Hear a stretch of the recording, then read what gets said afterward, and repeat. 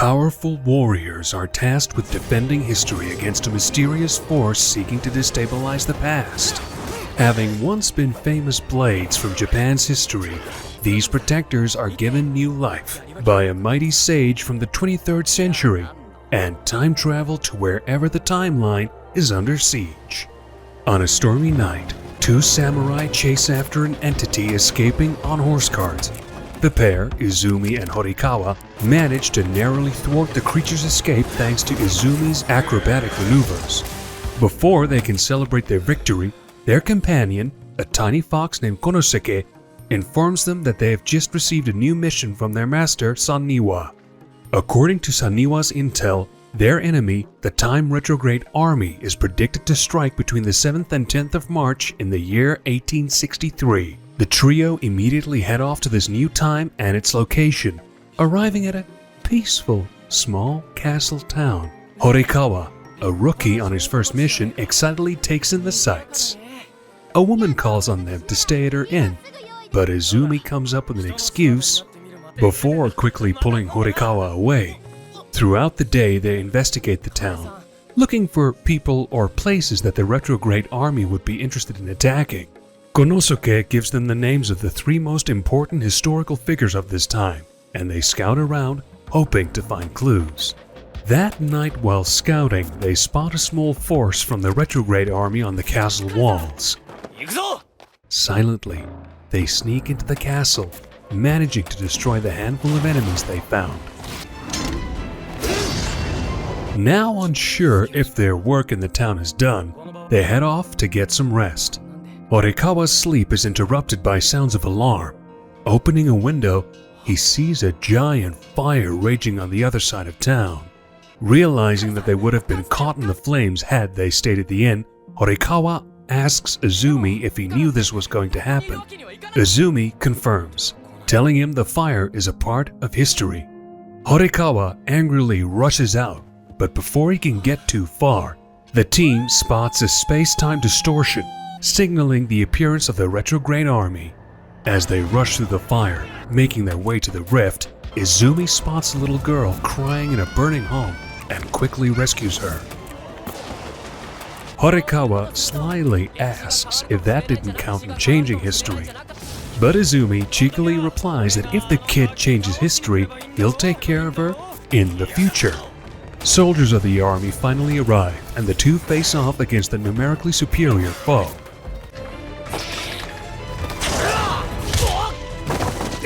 Just as their circumstances begin looking dire, Konosuke announces that Saniwa is coming to help. Arriving in a burst of lightning from a portal, Saniwa informs them that this force is a decoy and the main troop is going to attack the castle. They make way for the castle with the decoy troops hot on their heels. Saniwa brings out reinforcements of his own, three warriors named Tombokiri, Yagen, and Mutsu, who make quick work of the enemy. When they finally reach the castle, they find a trail of dead guards leading to the enemy forces.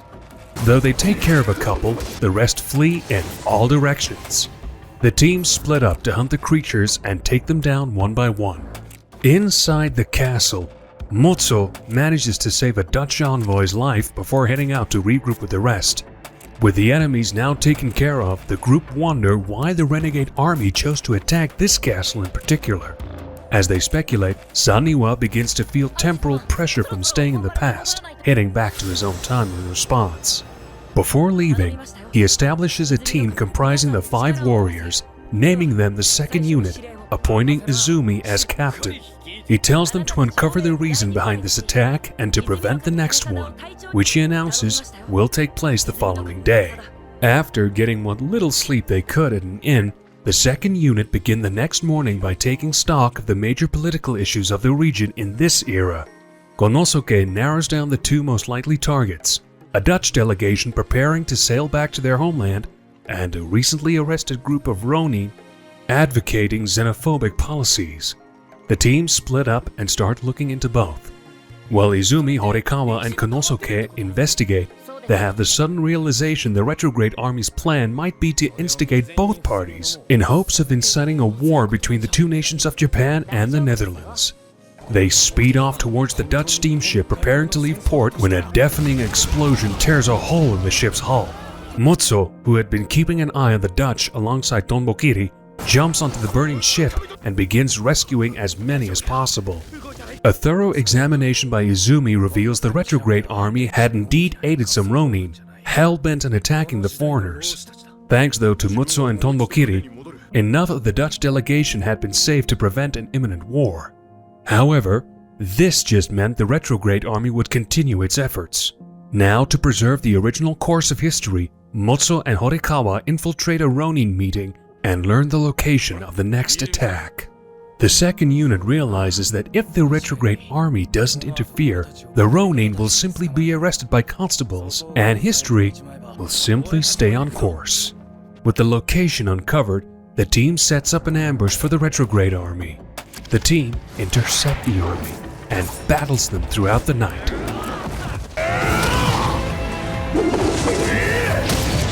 While government forces capture the Ronin. As dawn breaks, the second unit finishes off the last remnants of the army. Konosuke arrives to inform them that Saniwa has sent the details of the next mission, but staves off the group's annoyance by telling them they will get their 3 days rest before leaving. After a well-deserved break, the second unit head for Edo in the year 1868. Their new mission is to ensure a 2-day meeting between Katsugeki and Saigo Takamori transpires without a hitch and secure the bloodless surrender of Edo Castle. The team stake out the two men's location and their meeting place, though they spend much of their time being chased around town by officials thanks to intense security. Finally, the first day of the meeting arrives and the talks proceed without issue. As they hide on a nearby roof on the second day, they note a security guard from the previous day appearing to be missing. Yagen goes off with the Konosuke to investigate the clue while the rest maintain position. With the meeting now nearing its end, a space-time distortion lights up the sky, indicating the arrival of the Time Retrograde Army.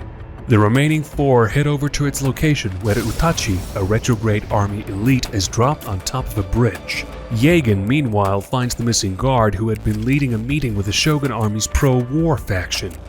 Back on the bridge, the 4 cautiously gang up on the Utachi and attempt to fight it. Despite the best efforts, they're unable to kill it, with only Tonbokiri able to stand up to its immense power.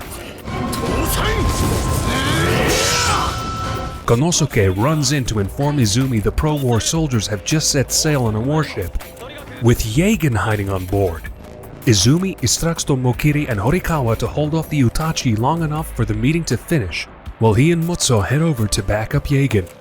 Heading over to the port, they realize from the warship's position the soldiers are planning on bombarding the meeting place with cannon fire.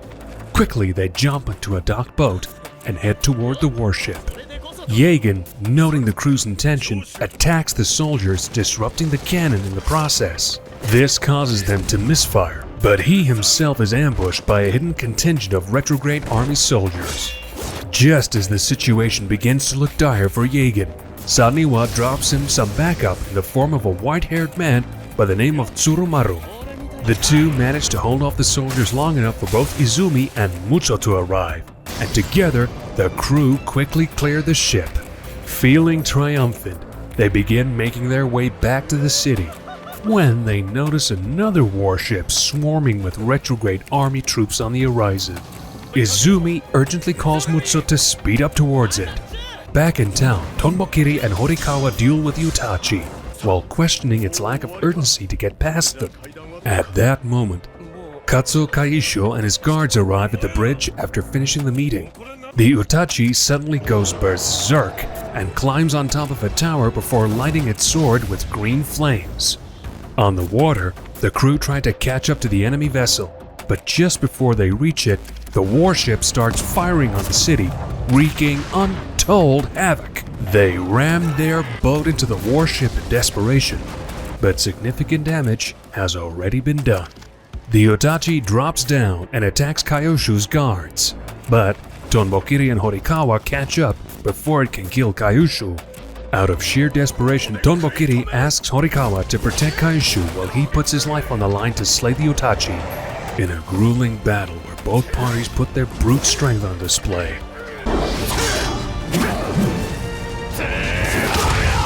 He manages to strike a fatal blow on his opponent, but is stabbed through the stomach himself. The second unit on the warship kills as many of the retrograde armies they can before retreating from the sinking ship. However, Izumi remains, angrily demanding why they had to go so far to change history. At that moment, an enemy appears in the blind spot and stabs him before throwing him into the water. A desperate Mutsu jumps in to pull Izumi out, and at Konosuke's signal, that team is extracted from the past. Arriving at their headquarters, the Citadel, in the year 2205, both Izumi and Tomokiri collapse on the floor and are immediately transferred to the infirmary, where Saniwa administers treatment. The rest are sent for inspection to check for any lingering wounds before being discharged. Izumi wakes up to find Saniwa seated next to his bedside. He asks about Tomoki's condition and the status of the mission. Saniwa informs him that while Tomoki's alive, he's currently comatose. But the mission was a success, since the future in 2205 was still unchanged. Before heading out, Saniwa tells Izumi to rest and recover, but Izumi pays little attention as he's racked with guilt for failing Tomokiri and all the people who died during the bombardment. He goes to see Tomokiri, but finds a no visitor sign outside his door.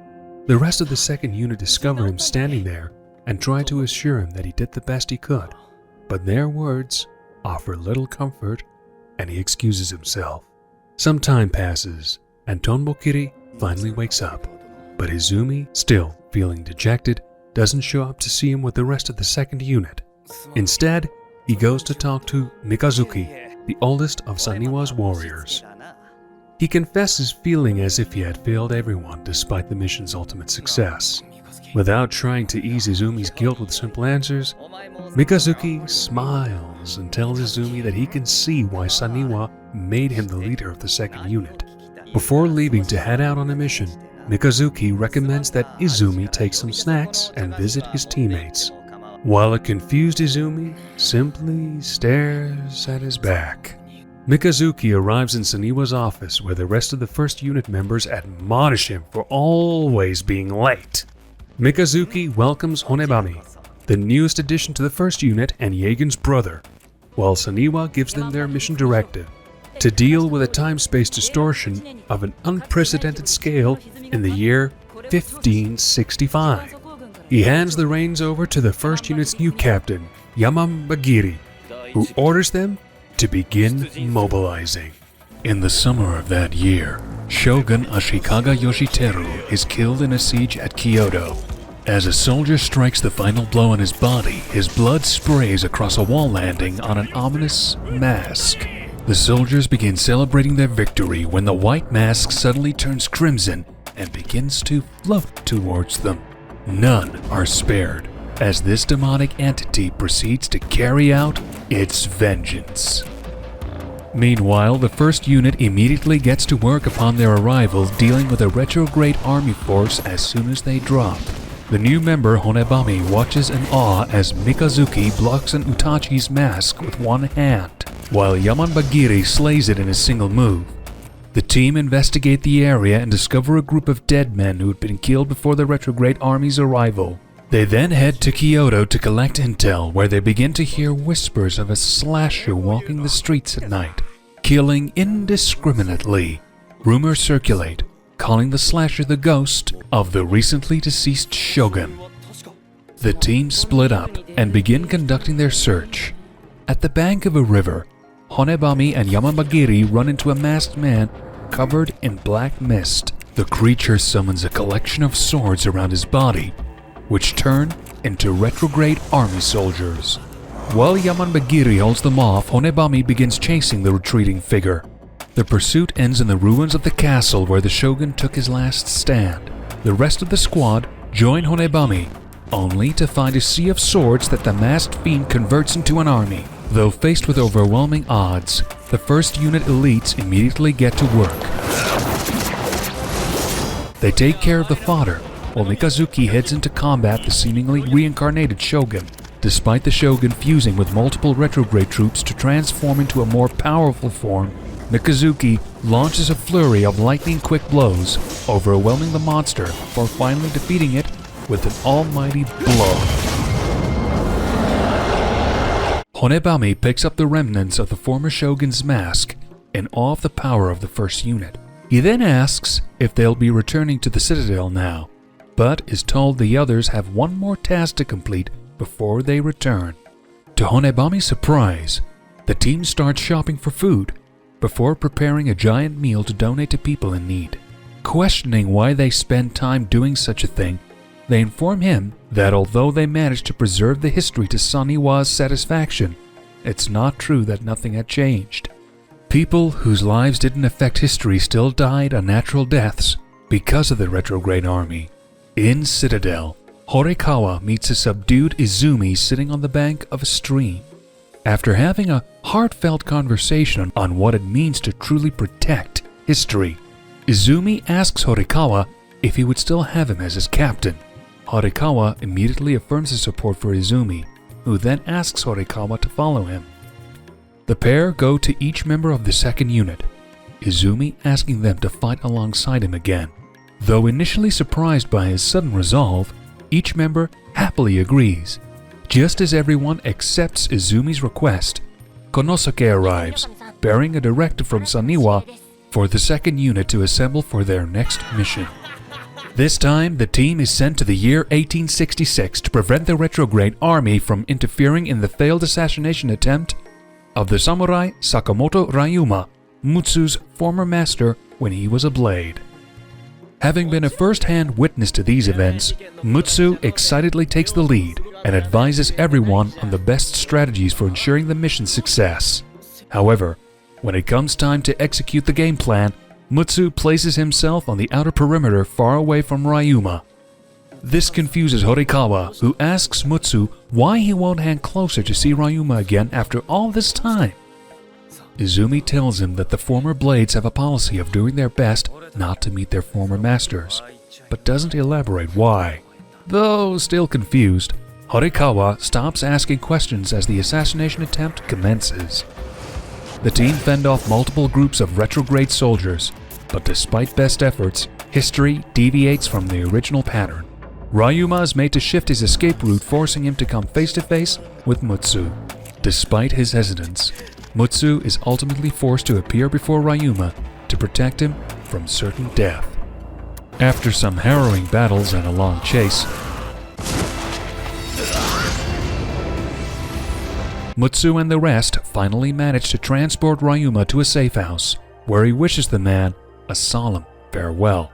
Before leaving, he tells Ryuma to do him a favor and always keep his sword by his side. Though puzzled, Ryuma agrees with a smile and departs to safety. Several unusual historical anomalies start occurring one after another over the following days, and the group decides to keep an eye on Ryuma. While on duty, Izumi and Horikawa notice some Shinsengumi members in the vicinity and realize that Hijikata is probably nearby. While the thought elicits joy in Horikawa, Izumi's reaction to the news is much more subdued. He warns Horikawa that it would be best to keep their distance, since the meeting would just cause them pain knowing Hijikata was headed for a tragic death a few years later. One day during a shift switch, the group lose sight of Ryuma and realize he has snuck out of his safe house. Thanks to Mutsu, they figure out his location, a plum garden in full bloom, and rush over to protect him. At the location, they realize that the Shinsengumi also happen to be patrolling the garden. While trying to keep the two parties separated, the second unit ends up having to fend off an attack from the retrograde army. Although they somehow manage to fight off their foes while keeping Ryuma away from Shinsengumi's eyes, Izumi ends up seeing Hijikata. This affects him to such a degree that he starts shedding tears. Seeing Izumi's pain, Horikawa asks why they can't help Hijikata as well. Izumi replies that it's their duty to protect history and heads off. But Horikawa doesn't follow him this time, instead choosing to walk away. The next day dawns, with no sign of Horikawa returning. While the second unit contemplates what to do, Ryuma exits the safe house with his wife, carrying a bunch of luggage. Realizing Ryuma is finally leaving the city for safer pastures, the unit divides into two teams. One to keep an eye on Ryuma until he's safely out of the city, and the other, consisting of both Izumi and Mutsu, to go searching for Horikawa. After bidding Ryuma farewell from a distance, Mutsu joins Izumi on the search, and the two begin discussing ideas about where Horikawa could be. Their conversation drifts towards Izumi's tears upon seeing Hijikata. He reveals one of his biggest regrets was being unable to stay beside his old master until the very end. Before the Battle of Hakodate in 1869, where Hijikata would lose his life, the Shinsengumi vice commander gave one of his two swords to a junior member of the army to transport to Hijikata's brother-in-law as a keepsake, that junior member being Izumi. So, while Horikawa got to stay with Hijikata until his final moment, Izumi did not. At that moment, a fire suddenly starts raging nearby and the two rush over to check on it. There, they find some remnants of the retrograde army responsible for the blaze. Although they manage to kill them off quickly, they're ultimately powerless to stop the fire from killing the building's residents. While Izumi stands among the flames, Horikawa shows up carrying a small child that he was able to save. He asks Izumi if saving one life in this fire really counts as protecting history. Seeing Izumi has no reply, Horikawa asks Izumi to come with him and protect history while protecting Hijikata at the same time. Izumi points to the contradiction in that statement, but Horikawa is unmoved, stating that he can never forget the look on Hijikata's face as his final breath left his body. Horikawa asks Izumi if he'll cut him down for going against Saniwa's will. Izumi raises his sword, but is ultimately unable to cut his partner down. The younger man walks away, taking with him the little girl he had just saved. While Izumi, Mutsu, and Konosuke silently watch over the blaze from a nearby roof, Saniwa descends next to them through a space-time portal. After listening to everything that happened between the two, Saniwa offers Izumi a chance to both face his regrets head-on and to bring Horikawa back, much to Izumi and Mutsu's surprise. Stating that Horikawa's issue is a matter that he can simply let go of, Saniwa transports all four of them to 1869's Hakodate. Immediately upon arrival, Saniwa picks up on a massive retrograde army force approaching to thwart the result of the battle. Summoning a few reinforcements from the first unit, Saniwa allows Izumi to break away from the fight and go to Hijikata. Having stayed in that past for too long, Saniwa begins feeling temporal pressure and prepares to leave. Just before teleporting, he becomes aware of an incoming incursion of 1,000 retrograde army troops and informs the group. Though the odds seem firmly stacked against them, he tells them he has faith in them before leaving. Izumi heads over to Hijikata's quarters alone, where to his surprise he finds Horikawa dressed in army uniform working for Hijikata. Noticing Izumi's presence, Horikawa waits until he's alone before calling Izumi to come out. The two converse, and Horikawa reveals he spent the last 3 years following the Shinsengumi before eventually joining them. Through their conversation, Izumi realizes that Horikawa still remains indecisive on what he'll do at the final moment of truth: protect history or protect Hijikata. Horikawa commends Izumi for picking up on his uncertainty, but reveals he was able to change one thing. The two walk over to the scene of Hijikata handing away his sword to the young soldier, but upon the junior's urging decides to keep it with him for his final stand. Shocked, Izumi looks over to Horikawa, who states that with this, Izumi's lifelong regret at least can be soothed. Instead of replying, Izumi walks out of the darkness and reveals himself to a startled Hijikata. Horikawa runs up between the two and claims that Izumi is a former comrade to prevent Hijikata from attacking him. Much to the vice commander's shock, however, Izumi immediately criticizes his decision to not hand over the sword. Izumi tells Hijikata that passing the blade had been a sign of his resolve in the face of certain death, and that taking it back was a sign of his wavering will. Hearing this, Hijikata smiles and admits that Izumi's words rang true.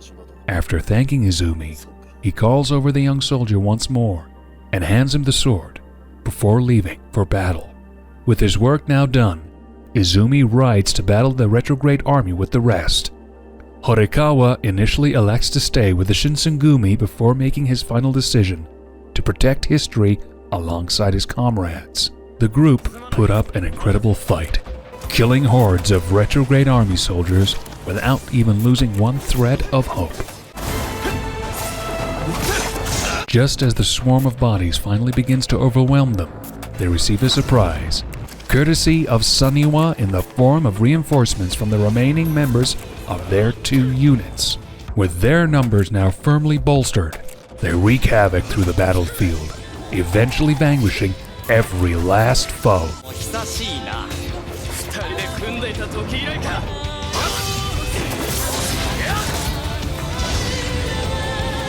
Once the battle is firmly over, they wander over to a nearby hill to watch history taking its rightful course. Izumi finally bears witness to his old master's last moments. As the sun begins to set, Saniwa musters up the power to bring the first unit back to Citadel, but informs the second unit that he has another assignment for them. After many complaints, the second unit members call Horikawa over to join them, and the group leaves for their next mission.